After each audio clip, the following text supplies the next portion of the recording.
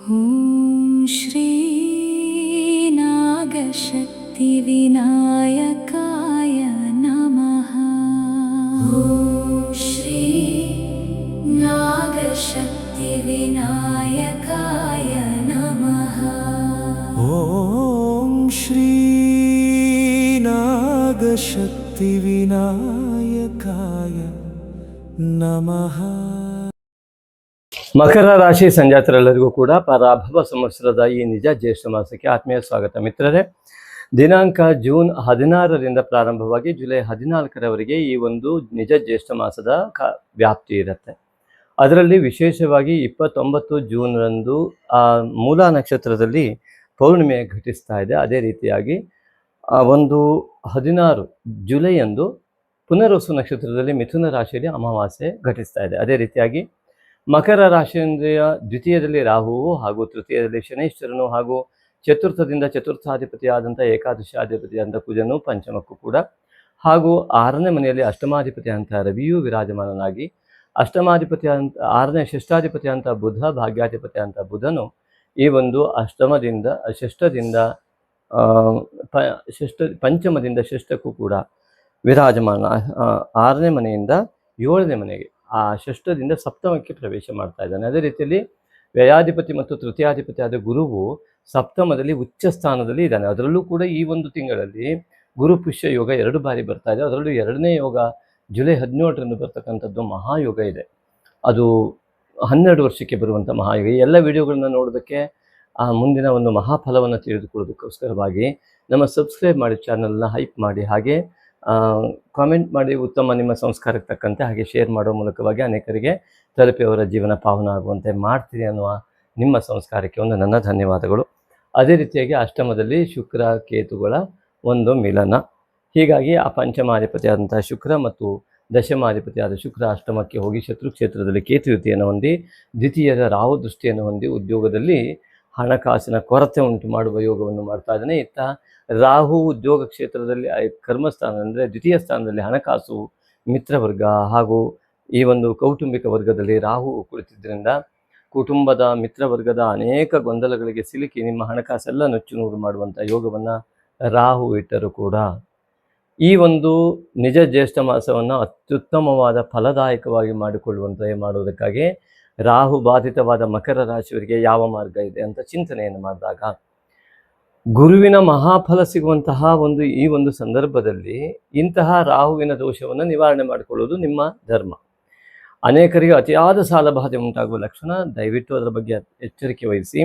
ಅದೇ ರೀತಿಯಾಗಿ ಮಕರ ರಾಶಿಯವರು ದ್ವಿತೀಯದಲ್ಲಿರುವ ರಾಹುವಿನಿಂದ ಆರ್ಥಿಕವಾದ ಬಹಳ ಗೊಂದಲ ಮತ್ತು ಕೌಟುಂಬಿಕ ಸ್ಥಿತಿಗತಿಗಳಲ್ಲಿ ಗೊಂದಲಗಳನ್ನು ಅನುಭವಿಸುವ ತುಂಬ ಕೆಟ್ಟ ಯೋಗ ಕೂಡ ಹೌದು. ಆದರೆ ರಾಹುವಿನ ಒಳ್ಳೆಯ ಫಲವನ್ನು ಅನುಭವಿಸಿದಾಗ ಇದು ಅದರ ವಿರುದ್ಧವಾದ ಫಲವನ್ನು ಕೌಟುಂಬಿಕವಾಗಿ ಮಿತ್ರಕ್ಷೇತ್ರದಿಂದ ಅತ್ಯುತ್ತಮವಾದ ಸಹಕಾರವನ್ನು ಕೂಡ ಪಡೆಯೋದಕ್ಕೆ ಯೋಗ ಅದೇ ರಾಹುವಿನಿಂದ ಉಂಟಾಗುತ್ತೆ. ಅದಕ್ಕಾಗಿ ರಾಹುವಿನಿಂದ ಒಳ್ಳೆಯ ಫಲವನ್ನು ಅಂದರೆ ಜಗತ್ತಿನ ಮಾಯೆ ಇದೆಯಲ್ಲ, ಆ ಮಾಯೆ ಆವರಿಸುವುದೇ ರಾಹು ಮತ್ತು ಕೇತುವಿನಿಂದ. ಆದ್ದರಿಂದ ಈ ಛಾಯಾಗ್ರಹವಾದ ರಾಹುಕೇತುವಿನ ಮಾಯೆಗೆ ಒಳಗಾದಾಗ ಅದನ್ನು ನಮ್ಮ ಯೋಗವನ್ನೇ ನಾವು ಕಾಣದಂತೆ ಆಗಿ ಹೋಗುತ್ತೆ. ಆದ್ದರಿಂದ ನಮ್ಮ ಯೋಗವು ತೆರೆದುಕೊಳ್ಳಲಿಕ್ಕೆ ನಾಗಶಕ್ತಿ ವಿನಾಯಕನ ಮಾನಸ ಪೂಜೆ ಮತ್ತು ಜಪ, ಓಂ ನಾಗಶಕ್ತಿ ವಿನಾಯಕಾಯ ನಮಃ ನಿರಂತರ ಜಪ. ಅದೇ ರೀತಿಯಾಗಿ ವಿಶೇಷವಾಗಿ ಮನಸ್ಸಿನಿಂದ ಮಾಡುವ ಪೂಜೆ ಅಷ್ಟೊಂದು ಫಲ ಕೊಡುವಾಗ ಮನಸ್ಸಿನಲ್ಲೇ ಮಾಡಿದ ಪೂಜೆ ಅದೇ ಮಾನಸ ಪೂಜೆ ಅತ್ಯಂತ ಫಲದಾಯಕ ಎನ್ನುವುದರಲ್ಲಿ ಯಾವ ಸಂದೇಹ ಇಲ್ಲ. ಆದಿಶಂಕರಾಚಾರ್ಯರಿಂದ ಹೇಳಿದ್ದು ಮಾನಸ ಪೂಜೆ ಅದು ಅತ್ಯುತ್ತಮವಾದ ಫಲವನ್ನು ಕೊಡುತ್ತೆ. ನಿರಂತರವಾಗಿ ಆ ಮಾನಸ ಪೂಜೆಯನ್ನು ಮಾಡ್ತಾ ಬಂದು ರಾಹು ಕೇತು ಬಾಧಿತವಾದ ಛಾಯೆಯಿಂದ ಆ ಮಾಯೆಯಿಂದ ಆವೃತವಾದ ನಮ್ಮ ಯೋಗಗಳನ್ನು ಬಿಡಿಸಿಕೊಳ್ಳೋಣ. ಆ ಮೂಲಕವಾಗಿ ನಾಗಶಕ್ತಿ ವಿನಾಯಕನ ಸಂಪೂರ್ಣ ಅನುಗ್ರಹವನ್ನು ಪಡೆಯೋಣ. ಸಮಸ್ತ ಗ್ರಹ ಸ್ಥಿತಿಯ ಉತ್ತಮ ಯೋಗವನ್ನು ಪಡೆಯುವಂತೆ ಮಾಡಿಕೊಳ್ಳೋಣ. ಇದಕ್ಕೋಸ್ಕರವಾಗಿ ನಾವು ಏನೇನೆಲ್ಲ ಮಾಡ್ಬೋದು ಅಂತಂದರೆ ನಿರಂತರವಾಗಿ ನಾಗಶಕ್ತಿ ವಿನಾಯಕನ ನಾಮೋಚ್ಚಾರಣೆ, ಅದೇ ರೀತಿಯಾಗಿ ನಾಗಶಕ್ತಿ ವಿನಾಯಕನ ಮಾನಸ ಪೂಜಾರಾಧನೆ ಒಂದೇ ಸಮಯದಲ್ಲಿ ಯಥಾಸ್ಥಿತಿಯಲ್ಲಿ ಹಿಂದೆ ಹೇಳಿದಂತೆ ನಮ್ಮ ಯೂಟ್ಯೂಬಲ್ಲಿ ಲಭ್ಯವಿದೆ. ಜಗತ್ತಿನ ಏಕೈಕ ಮಾನಸ ಪೂಜೆ ಸಮಸ್ತ ಗ್ರಹ ಸ್ಥಿತಿಯ ದೋಷ ನಿವಾರಣೆ, ಸಮಸ್ತ ಮಾಯೆಯ ನಿವಾರಣೆಗಿರ್ತಕ್ಕಂಥದ್ದೇ ನಾಗಶಕ್ತಿ ವಿನಾಯಕನ ಮಾನಸ ಪೂಜಾರಾಧನೆ. ಅದರಲ್ಲಿ ಶ್ರದ್ಧೆ ಭಕ್ತಿ ಇರಬೇಕು. ಆ ಒಂದು ಮಂಡಲ ಪೂಜೆ ಮಾಡಿ ನೋಡಿ, 48 ದಿವಸ ನಿಮಗೆ ಗೊತ್ತಾಗುತ್ತೆ. ಅನೇಕರು ಇದರ ಲಾಭವನ್ನು ಪಡಿತಾ ಇದ್ದರೆ ಅವರಿಗೆ ಸಂಪೂರ್ಣವಾಗಿ ನಾಗಶಕ್ತಿ ವಿನಾಯಕನ ಸಂಪೂರ್ಣ ಅನುಗ್ರಹ ಉಂಟಾಗಲಿ. ಅದೇ ರೀತಿಯಾಗಿ ಈ ಒಂದು ನಾಗಶಕ್ತಿ ವಿನಾಯಕನ ಆರಾಧನೆಯಿಂದಲೇ ನಿಮ್ಮ ಹಣಕಾಸಿನ ಸ್ಥಿತಿಗೆ ಅತ್ಯುತ್ತಮವಾಗುವಂಥ ಎಲ್ಲ ಲಕ್ಷಣಗಳು ಕೂಡ ಕಂಡುಬರುತ್ತೆ. ಯಾಕೆ ರಾಹುವೇ ದ್ವಿತೀಯದಲ್ಲಿ ಇರುವುದರಿಂದ, ದ್ವಿತೀಯಾಧಿಪತಿ ಶನೇಶ್ವರರಾಗಿರುವುದರಿಂದ ಇದು ಬಹಳ ಮುಖ್ಯ. ಅದರಲ್ಲೂ ವಿಶೇಷವಾಗಿ ಮೂಲ ನಕ್ಷತ್ರದಂದು ಈ ಬಾರಿ 29ನೇ ತಾರೀಕು ಜೂನಂದು ಮೂಲ ನಕ್ಷತ್ರ ಇದೆ. ಆ ದಿವಸ ಪೌರ್ಣಿಮೆ ಘಟಿಸ್ತಾ ಇದೆ. ನಿಮ್ಮ ನಿಜ ಜೀವನದ ಆಕಾಂಕ್ಷೆಗಳ ಆ ಒಂದು ಸಂಪೂರ್ಣತೆಗಾಗಿ, ಸಮಸ್ತ ಫಲ ಸಿಗುವುದಕ್ಕಾಗಿ ಅವತ್ತು ಸಂಜೆ ಆ ಚಂದ್ರ ಬಿಂಬವನ್ನು ನೋಡ್ತಾ, ಅಥವಾ ಚಂದ್ರನ ಬೆಳಕಿನಲ್ಲಿ ಕುಳಿತು, ಅಥವಾ ಮನಸ್ಸಿನಲ್ಲಿ ಚಂದ್ರನನ್ನು ಕಲ್ಪಿಸಿ, ಆ ಚಂದ್ರಬಿಂಬದಲ್ಲಿ ನಾಗಶಕ್ತಿ ವಿನಾಯಕನನ್ನು ಕಲ್ಪಿಸಿಕೊಂಡು ಬಾಲಚಂದ್ರ ಉಪಾದಿಯಲ್ಲಿರುವಂತಹ ಅಷ್ಟವರ್ಷೀಯ ಬಾಲಕ, ಉಪನೀತನಾದ ಬಾಲಕನ ಆ ಒಂದು ಮುಗ್ಧ ಮೂರ್ತಿಯನ್ನು, ಸುಂದರ ಮೂರ್ತಿಯನ್ನು ಮನಸ್ಸಿನಲ್ಲಿ ನೆನೆಸಿಕೊಂಡು ನೀವು ನಾಗಶಕ್ತಿ ವಿನಾಯಕನ ಆರಾಧನೆಯನ್ನು, ಮಾನಸ ಪೂಜೆಯನ್ನು ಮಾಡಿ, ಅದೇ ರೀತಿಯಾಗಿ ನಿಮ್ಮ ಸಮಸ್ತ ವಿಧವಾದ ಪೂರ್ವಜನ್ಮದ ಪಾಪಾಂಶಗಳ ನಿವಾರಣೆಗಾಗಿ, ಸಮಸ್ತ ಶತ್ರುಬಾಧ ನಿವಾರಣೆಗಾಗಿ, ಮಾಟಮಂತ್ರಾದಿ ದೋಷ, ದೃಷ್ಟಿದೋಷಾದಿ ನಿವಾರಣೆಗಾಗಿ ಅಮಾವಾಸ್ಯೆ ಎಂದು ಘಟಿಸುವಂತಹ 16 ಜುಲೈ ಎಂದು ಘಟಿಸುವಂತಹ ಅಮಾವಾಸ್ಯೆಯನ್ನು ಘಟಿಸ್ತಾ ಇದೆ. ಆವತ್ತು ಕೂಡ ನೀವು ಮಾನಸ ಪೂಜಾರಾಧನೆಯನ್ನು ಮಾಡಿ ನಾಗಶಕ್ತಿ ವಿನಾಯಕನ ಆ ಮೂಲಕವಾಗಿ ಯಾವ ಶಾಂತಿಯೋಸ್ಕರವಾಗಿ, ಯಾವ ದೋಷ ನಿವಾರಣೆಗಾಗಿ ಅಮಾವಾಸ್ಯೆಯೆಂದು, ಮತ್ತು ಆಧ್ಯಾತ್ಮಿಕ ಯೋಗ, ಅಲೌಕಿಕ ಯೋಗಕ್ಕಾಗಿ ಅಮಾವಾಸ್ಯೆಯೆಂದು, ಲೌಕಿಕ ಆಶಾ ಆಕಾಂಕ್ಷೆಗಳಿಗಾಗಿ, ನಿಮ್ಮ ಸಂಪೂರ್ಣ ಪುಷ್ಟಿಗಾಗಿ ಮೂಲ ನಕ್ಷತ್ರದಿಂದ ಬಂದ ಹುಣ್ಣಿಮೆಯೆಂದು ಈ ಒಂದು ನಾಗಶಕ್ತಿ ವಿನಾಯಕನನ್ನು ರಾತ್ರಿ ಹೊತ್ತು ಅನುಷ್ಠಾನಿಸಿ. ಮುಖ್ಯವಾಗಿ ಇದರ ಜೊತೆಗೆ ನಿಮಗೆ ಅತ್ಯುತ್ತಮವಾದ ಫಲ ಸಿಗುವುದಕ್ಕೆ ಇನ್ನೊಂದು ಮಾರ್ಗವೇ ನಮ್ಮ ನಾಗಶಕ್ತಿ ವಿನಾಯಕ ಪರಿಹಾರ ಧಾಮ ಶಿವಮೊಗ್ಗ ಇಲ್ಲಿ ನಡೆಸ್ತಾ ಇರತಕ್ಕಂತಹ ಶ್ರೀ ನಾಗಶಕ್ತಿ ವಿನಾಯಕ ಮೂಲಮಂತ್ರ ಹವನ.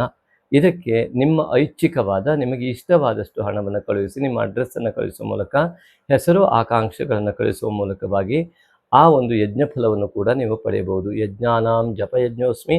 ನಿಮ್ಮ ಕಾರ್ಯಕ್ಷೇತ್ರದಲ್ಲಿ ನಿರಂತರವಾಗಿ ಶ್ರೀಕೃಷ್ಣ ಹೇಳಿದಂತೆ ಜಪಯಜ್ಞವನ್ನು, ಓಂ ನಾಗಶಕ್ತಿ ವಿನಾಯಕಾಯ ನಮಃ ಎಂಬುದನ್ನು ನಿತ್ಯ ತಾಯಿ ತಂದೆ ನಮಸ್ಕಾರ, ಗುರು ಗಣಪತಿ ನಮಸ್ಕಾರ, ನಂತರದಲ್ಲಿ ಕುಲದೇವತಾ ಆರಾಧನೆ ಮಾಡುವ ಮೂಲಕವಾಗಿ ನಾಗಶಕ್ತಿ ವಿನಾಯಕನ ಆರಾಧನೆಯನ್ನು ನಿರಂತರ ಮಾಡಿ ಸಂಪೂರ್ಣ ಫಲ ನಿಮಗೆ ಲಭ್ಯವಾಗುತ್ತೆ. ತೃತೀಯದ ಶನಿಯು ಅನೇಕ ಮಾತುಕತೆಗಳನ್ನು ವಿಳಂಬ ಮಾಡುವ ಮೂಲಕ, ಸಹೋದರರಿಂದ ವಿಳಂಬತೆಯನ್ನು ಉಂಟು ಮಾಡುವ ಮೂಲಕ ಶನೈಶ್ವರನು ತನ್ನ ಕೆಲಸವನ್ನು ಮಾಡುವ ಲಕ್ಷಣಗಳು ಕಂಡು ಬರ್ತಾ ಇದೆ. ಚತುರ್ಥಾಧಿಪತಿಯಾದ ಕುಜನು ಪಂಚಮಕ್ಕೆ ಹೋಗುವುದರಿಂದ ನಿಮ್ಮ ಜ್ಞಾನಕ್ಕೆ ತಕ್ಕಂತಹ ಮನೆಗಳನ್ನು, ಬಂಗಾರಗಳನ್ನು, ಭೂ ಇತ್ಯಾದಿ ಯೋಗವನ್ನು ಪಡೆಯುವ ಮಹಾಯೋಗ ಇದೆ. ಪಂಚಮದಲ್ಲಿ ಇರುವುದರಿಂದ ನಿಮ್ಮ ಜ್ಞಾನವು ಅತ್ಯಂತ ಶೀಘ್ರವಾಗಿ ಆ ಒಂದು ನಿಮ್ಮ ವಯಸ್ಸಿಗಿಂತ ಅತಿ ಹೆಚ್ಚಿನ ಜ್ಞಾನ ಪಡೆಯುವ ಮಹಾಯೋಗವನ್ನು ಕುಜಗ್ರಹ ಏಕಾದಶಾಧಿಪತಿಯಾಗಿ ನೀಡ್ತಾ ಇದ್ದಾನೆ. ಅನೇಕ ನಿಮ್ಮ ಜ್ಞಾನದಿಂದ ಅನೇಕ ಲಾಭಾಂಶವನ್ನು ಕೂಡ ಈ ಕುಜ ಗ್ರಹ ಕೊಡ್ತಾ ಇದ್ದು, ಶಾಂತಯುತವಾದ ಮನಸ್ಸು ಮತ್ತು ಶೀಘ್ರಕಾರಿಯಾದ ಚಿಂತನೆ ಉಳ್ಳವರಿಗೆ ಇದು ಲಭ್ಯವಾಗುತ್ತೆ.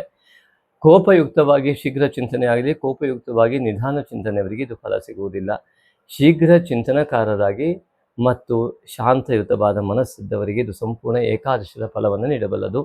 ರಾಹು ದ್ವಿತೀಯದಲ್ಲಿ ಕುಳಿತಿದ್ದರಿಂದ ಏಕಾದಶದ ಫಲವನ್ನು ರಾಹುವೇ ನಿರ್ನಾಮ ಮಾಡುವ ಯೋಗ ಕಂಡು ಬರುವುದರಿಂದ ಈಗಾಗಲೇ ಹೇಳಿದಂತೆ ದಯವಿಟ್ಟು ನಾಗಶಕ್ತಿ ವಿನಾಯಕನ ಆರಾಧನೆಯನ್ನು ಮಾಡಿ ಆ ದ್ವಿತೀಯದ ರಾಹು ದೋಷವನ್ನು, ಕೌಟುಂಬಿಕ ದೋಷವನ್ನು ಎಲ್ಲವನ್ನು ಕೂಡ ನಿರ್ಮೂಲನೆ ಮಾಡಿಕೊಳ್ಳಿ.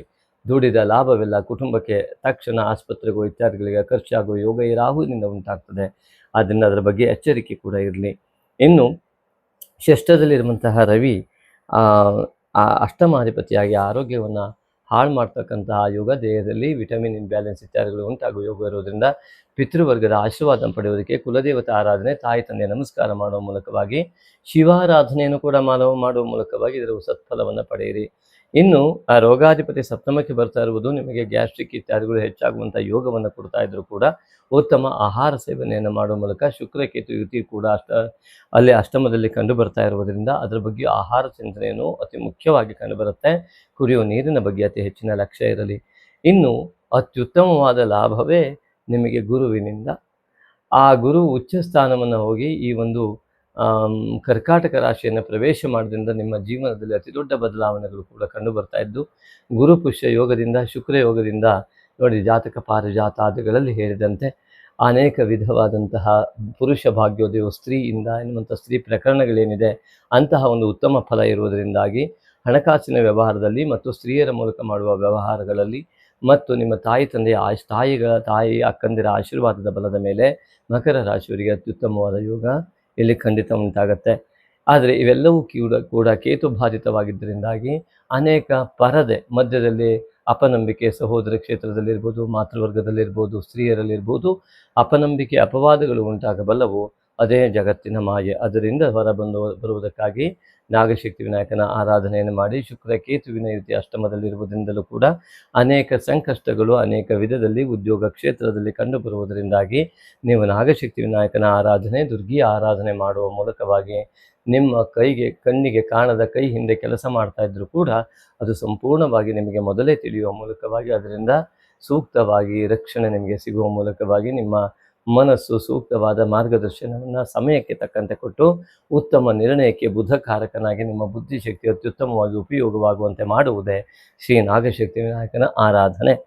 ಆ ಶ್ರೀ ನಾಗಶಕ್ತಿ ವಿನಾಯಕನ ಆರಾಧನೆಯ ಸಂಪೂರ್ಣ ಫಲ ನಿಮಗೆ ಸಿಗುವ ಮೂಲಕವಾಗಿ ಇದನ್ನು ದಯವಿಟ್ಟು ಶೇರ್ ಮಾಡಿ. ಅದನ್ನು ಮತ್ತೆ ಮತ್ತೆ ಹೇಳುವಂಥದ್ದೇನಿಲ್ಲ. ದಯವಿಟ್ಟು ಅದನ್ನು ಅನೇಕರ ಜೀವನ ಪಾವನ ಆಗುವಂತೆ ಮಾಡಿ ನಾಗಶಕ್ತಿ ವಿನಾಯಕನ ಆರಾಧನೆಯ ಫಲ ನಿಮಗೆ ಸಂಪೂರ್ಣವಾಗಿ ಸಿಗಲಿ.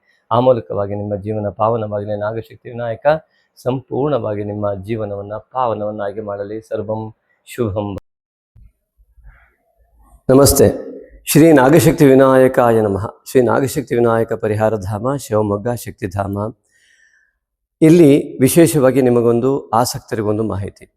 ಪ್ರತಿ ಹುಣ್ಣಿಮೆಯೆಂದು ಮಾಡುವ ನಾಗಶಕ್ತಿ ವಿನಾಯಕ ಮೂಲಮಂತ್ರ ಹವನಕ್ಕೆ ಮತ್ತು ಅಮಾವಾಸ್ಯೆಯನ್ನು ಮಾಡುವ ಶ್ರೀ ನಾಗಶಕ್ತಿ ವಿನಾಯಕ ಮೂಲಮಂತ್ರ ಹವನಕ್ಕೆ ತಮಗೆಲ್ಲರಿಗೂ ಕೂಡ ಆತ್ಮೀಯವಾದಂತಹ ಸ್ವಾಗತದೊಂದಿಗೆ ಅವಕಾಶವನ್ನು ಕೊಡ್ತಾ ಇದ್ದೇವೆ.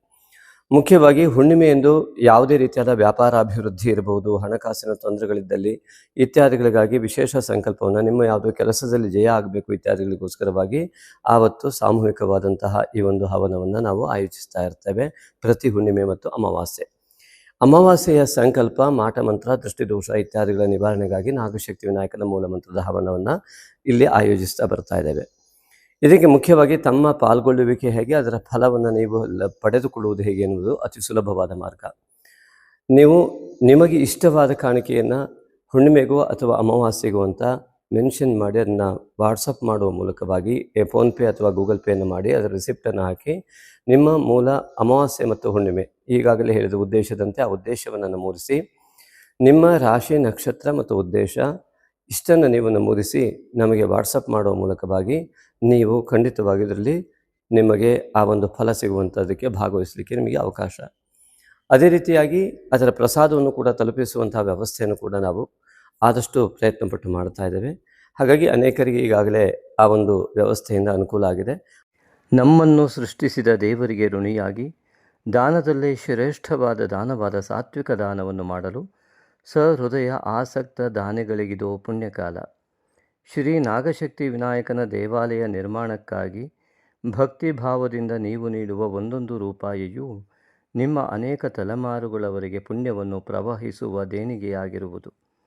ಈಗಾಗಲೇ ಶಿವಮೊಗ್ಗದ ಶಕ್ತಿಧಾಮ ಟೌನ್ಶಿಪ್ನಲ್ಲಿ ನಿರ್ಮಾಣ ಹಂತದಲ್ಲಿರುವ ಶ್ರೀ ನಾಗಶಕ್ತಿ ವಿನಾಯಕನ ದೇವಾಲಯಕ್ಕೆ ಸುಮಾರು 1.5 ಕೋಟಿಯಷ್ಟು ನಿರ್ಮಾಣ ವೆಚ್ಚ ತಲುಪಬಹುದೆಂದು ಅಂದಾಜಿಸಿದ್ದು, ದೈವೇಚ್ಛೆಯಂತೆ ಭಕ್ತಿಯುಕ್ತ ಮುಕ್ತ ಮನಸ್ಸಿನಿಂದ 9448507161 ಈ ನಂಬರಿಗೆ ನಿಮಗೆ ದೇವಪ್ರೇರಣೆಯಾದಷ್ಟು ದೇಣಿಗೆಯನ್ನು ಫೋನ್ಪೇ ಅಥವಾ ಗೂಗಲ್ ಪೇ ಮಾಡಿ ರಿಸಿಪ್ಟನ್ನು ವಾಟ್ಸಪ್ ಮಾಡಿ ಟೆಂಪಲ್ ಅಥವಾ ದೇವಾಲಯವೆಂದು ನಮೂದಿಸಿದಲ್ಲಿ ಸೂಕ್ತ ದೇಣಿಗೆಗೆ ವಾಟ್ಸಪ್ನಲ್ಲಿ ರಶೀದಿ ಕಳುಹಿಸಲಾಗುವುದು. ಹೆಚ್ಚಿನ ಮಾಹಿತಿಗಾಗಿ ವಾಟ್ಸಪ್ ಮೂಲಕ ಸಂಪರ್ಕಿಸಬಹುದು. ಸರ್ವೇ ಜನಾಃ ಸುಖಿನೋ ಭವಂತು.